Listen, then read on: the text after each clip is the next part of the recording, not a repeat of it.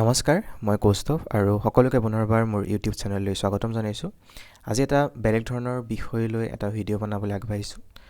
অসম লোকসেৱা আয়োগ অৰ্থাৎ আসাম পাব্লিক সাৰ্ভিস কমিশ্যন চমুকৈ APSC station officer in fire and emergency সাৰ্ভিসৰ পোষ্টৰ কাৰণে এটা জব এডভাৰটাইজমেণ্ট ৰিলিজ কৰিছে আজি 8 তাৰিখে। আজিৰ এই ভিডিঅ'টোত মই সেই নটিফিকেশ্যনটোৰ সম্পৰ্কে ডিছকাছ কৰিম। এই যি জব হয় বা যি চাকৰি হয় এই চাকৰি হয় যিটো এলিজিবিলিটি হয় সেইটো হৈছে BSc in physics chemistry and mathematics. So' মই ভাবিলোঁ যে এইটোৰ ওপৰত এটা ভিডিঅ' বনাই দিয়া উচিত। চ' মই অলৰেডি তোমালোকে যদি ইচ্ছুক হয় তেতিয়াহ'লে অসম লোকসেৱা আয়োগ অৰ্থাৎ APSCৰ যিটো অফিচিয়েল ৱেবছাইট তাত যাব পাৰা আৰু ইয়াত ৰিক্ৰুইটমেণ্ট এডভাৰটাইজমেণ্টত ক্লিক কৰিলে ইউ উইল চি 8 তাৰিখে যিটো আজি পাব্লিছ হৈছে station officer in fire and emergency service. So' apply হিয়াৰত ক্লিক কৰি you can apply for the post online application portal and this ইয়াত যদি তুমি ক্লিক কৰা পাবা তোমাৰ যিটো ডিটেইল নটিফিকেশ্যনটো বা এডভাৰটাইজমেণ্টটো। চ' অলৰেডি মই সেইটো ডাউনলোড কৰি দিছোঁ। চ' ফাৰ্ষ্ট আমি সেইটো ডিছকাছ কৰিম যে কি কৈছে এলিজিবিলিটি ক্ৰাইটেৰিয়া পোষ্ট কিমান আছে সকলোখিনি ঠিক আছে। চ' এইটোৱে নটিফিকেশ্যনটো হয়। Name of the post station officer in fire and emergency service Assam under home and political department.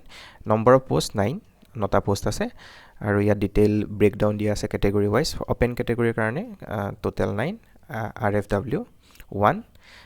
চ' ঠিক তেনেদৰে সকলোখিনিৰ কাৰণে দিয়া আছে OBC MOBCৰ কাৰণে 3 and 1 তেনেকৈ দিয়া আছে ব্ৰেকডাউনটো সকলোৱে চাই ল'বা। Grand total there is total 9 and RFW is 2। Okay post reserve for PWD and type of disability. So' PWD category মানুহৰ কাৰণে এই পোষ্টটো মানে কোনো ৰিজাৰ্ভেশ্যন নাই ইয়াত। Okay so' scale of pay scale plus grade pay and other allowance as admissible by the Assam state government employee. So' pay scale from 14,000 to 60,500, grade pay is 8,700 and pay band is PB2. Education qualification কি লাগে important কথা যে this is only for BSc students in BSc in physics, chemistry and mathematics from recognized board and institution. Okay, the candidate should not be more than 24 years of age. So 24 বছৰ maximum age limit for general candidate and not less than 20 years. So 20 years or কম হ'ব নোৱাৰিব আৰু 24 বছৰৰ ওপৰৰ হ'ব নোৱাৰিব। নিশ্চয় যিহেতু BSc বিচাৰিছে so of course 20 years তলৰ candidate নাথাকে। So আৰু relaxation আছে for SC and ST 5 years relaxation. So up to 29 years and OBC MOBC কাৰণে upper age limit 3 years relaxation আছে। So 27 years লৈকে এপ্লাই কৰিব পাৰিব। The age limit of the candidate will be calculated on the basis of matriculation SSLC admit card. So SSLC admit cardৰ যিটো date of birth আছে বা পাছ চাৰ্টিফিকেটৰ তাৰ ওপৰত বেছ কৰি এজ লিমিটটো কেলকুলেট কৰা হ'ব ঠিক আছে।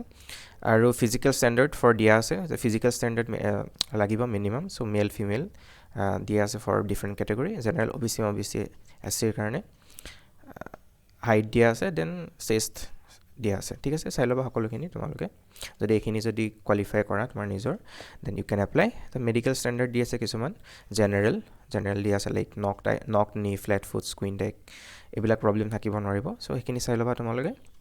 দেন আই চাইটৰ এটা দিয়া আছে যে distant vision 6/6 and for at least 1 eye not fewer than this.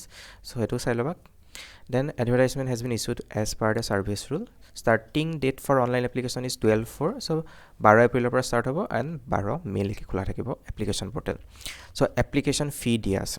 Application Phi general EWSৰ কাৰণে এপ্লিকেশ্যন ফি ইজ 25 আৰু কিবাকিবি এইবোৰ চাৰ্জ লাগে টেক্স কিবাকিবি। চ' টোটেল এমাউণ্ট হয় কি 285.40।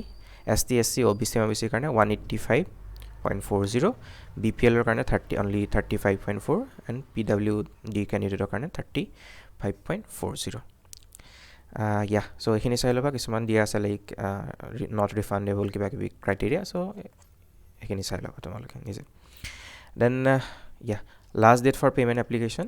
চ' পে'মেণ্ট এপ্লিকেশ্যনৰ লাষ্ট ডেট হৈছে 14 May. So' 12 May last date হয় এপ্লিকেশ্যন কৰাৰ আৰু পে'মেণ্ট কৰাৰ last date 14 May. How to apply. So' কেনেকৈ এপ্লাই কৰিব লাগিব এই তোমাৰ পোষ্টটোৰ কাৰণে পোষ্টকেইটাৰ কাৰণে চ' first applicants are required to apply only through APSC recruitment website. So APSC jitu recruitment portal ase tar through di apply koribo laibo.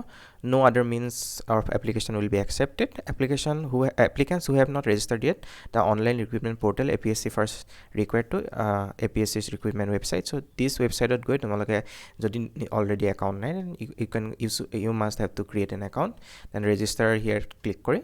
So then OTP ebilak সকলে নিশ্চয় জানে কেনেকৈ কৰিব লাগে ঠিক আছে Yeah, candidates are advised to register with valid and active email address in the online application. Interview schedule and requirements with regards of copies of certificate to be submitted in respect of claims made in online application will be intimated to the candidate through the website of commission in due course of time. So of course through email di contact koribo. So kind of official nijor active email ID use koribo koise.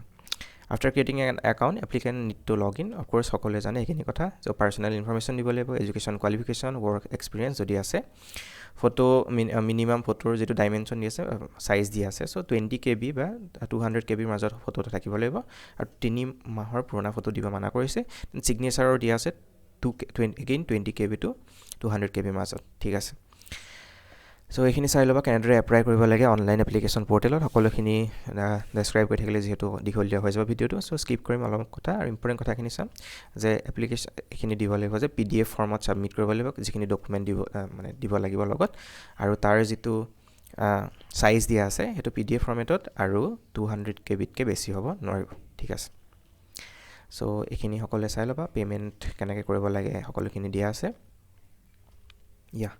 So আমি এটো skip কৰিম পাৰ্টটো এটো helpline so কিবা যদি help লাগে এই হেল্পলাইনে phone কৰিব পাৰা from 10 AM to 6 PM this is again এটা হেল্প ডেস্ক আছে তাত সাবমিট টিকেটত তুমি কিবা ডাউট থাকিলে লিখি পেলাই সাবমিট কৰিব পাৰা they will reply আৰু ইমেইলো দিয়া আছে okay points to note the candidate before applying the post of service should ensure that they fulfill the eligibility condition আগতে চাই লবা like medical বা physical jikita requirements ase hegita jate ase so their admission at all the stages of selection in which they are admitted by the commission will be purely provisional under scrutiny subject to their satisfying the prescribed eligibility condition if on verification at any time or stage before or after the screening examination so there will of course a screening examination or written examination and interview test it is found that they do not fulfill any of the eligibility condition their candidature for the post service will be cancelled by the commission jodi tomar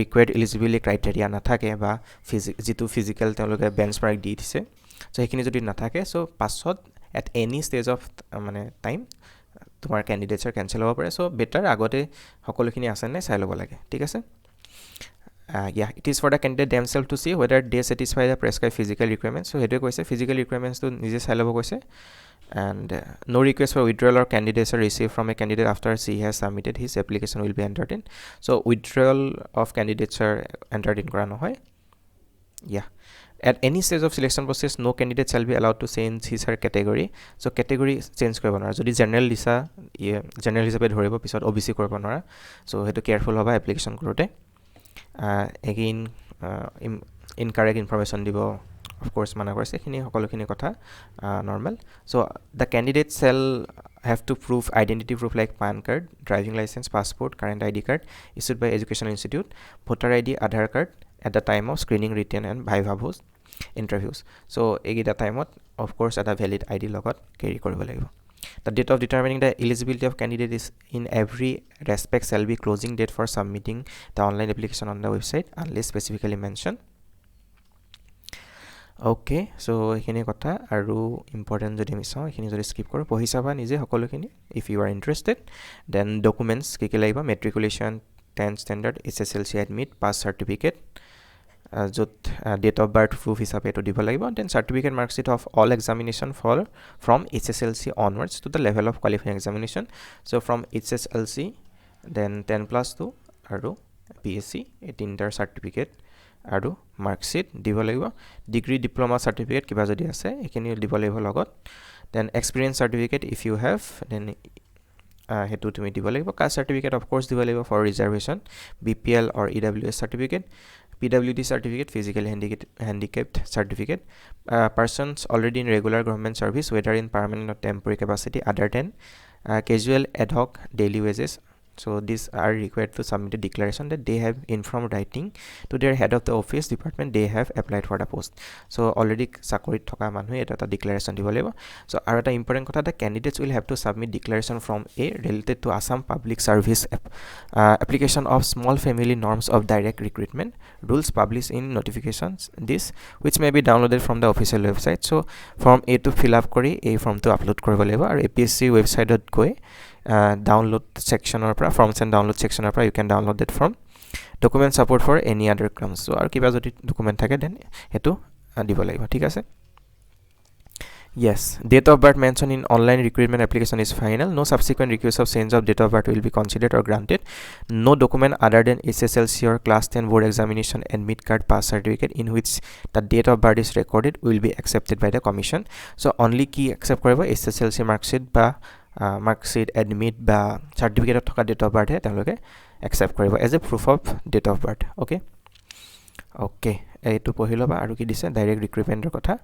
The selection procedure will be notified later on following by issuing this curriculum and addendum if required. The commission will decide the provision of selection in respect of any post of service considering the status so and so. So কি কলে basically যে selection procedure কি হ'ব হেতু পাছত তেওঁলোকে দি পেলাই এটা মানে ৰিলিজ কৰিব যে সিলেকশন প্ৰসিডিউৰ এন্ট্ৰি হ'ব. সো কৈছে যে ইয়াত স্ক্ৰিনিং টেষ্ট হ'ব পাৰে, ৰিটেন টেষ্ট হ'ব পাৰে আৰু অফ কোৰ্স ইন্টাৰভিউ হ'ব. সো সকলোখিনি কেনেদৰে হ'ব পাছত তেওঁলোকে নোটিফাই কৰিব. সো এইখিনি কথা দিয়া আছে. The list of candidates whose applications are found valid or rejected after scrutiny will be made available in the Assam Public Service Commission website showing grounds of rejection. So rejected certificate list মানে names with কিয় reject কৰা হ'ল সকলোখিনি ডিটেইলকে publish কৰিব, ঠিক আছে? So এই নোটিফিকেশনটো ইয়াতে কোৱা হৈছে যিসকল ইন্টাৰেষ্টেড যেহেতু only for BSc student, BSc in physics, chemistry and mathematics তেওঁলোকে এপ্লাই কৰিব পাৰিব. সো APSC ৱেবছাইটত গৈ ইয়াত তোমালোকে ৰেজিষ্টাৰ কৰি দেন লগইন কৰি you can apply for a post আৰু যেহেতু মিনিমাল এটা feet you can apply. So apply কৰিব পৰা সকলে ঠিক ঠাক স্যালাৰি হয়. সো হেখিনি ইনফৰমেশন দিলো যেহেতু এটা ফৰ BSc ষ্টুডেন্টৰ কাৰণে এটা সুবিধা হয় আৰু APSC মানে কন্ডাক্ট কৰিছে যেটো ৰিক্ৰুটমেন্ট প্ৰসেস. সো মই ভাবিলো যে মোৰ চেনেলত ভিডিওটো দিয়া উচিত আৰু হেকাৰণ দিলো. আৰু যদি ভিডিওটো চাই ভাল লাগিলে দেন লাইক কৰিবা, শেয়াৰ কৰিবা আৰু এনেকুৱা ধৰণৰ জব ইনফৰমেশন মূলক ভিডিও মোৰ চেনেলটো দিব লাগে নে নালাগে সেই সম্পৰ্কে তোমালোকে কবা. আৰু যদি কিবা ডাউট থাকে you can comment down আৰু মোৰ এটা টেলিগ্ৰাম গ্ৰুপ আছে যাৰ লিংক ডেসক্ৰিপচনত দিয়া থাকিব, ইনষ্টাগ্ৰাম আইডি দিয়া থাকিব. যদি ডাইৰেক্ট কিবা কন্টাক্ট কৰিব লগা হয় you can contact me there. So আজিৰ ভিডিওটো ইমানেই, নেক্সট ভিডিও লগ পাম. Till then bye bye.